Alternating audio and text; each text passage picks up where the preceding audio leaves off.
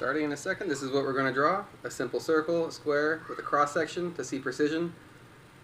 And here we go.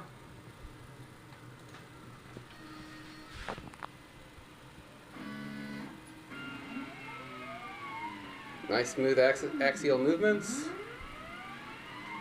I'm pretty impressed by this machine. I hope I can start cutting by Saturday.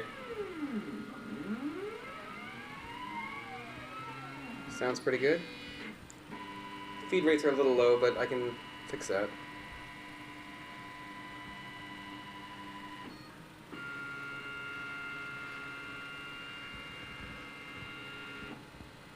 And in case anybody was wondering, good units per step on this. For the steppers, you're looking at around 33.3 and about 250 for the Z-axis.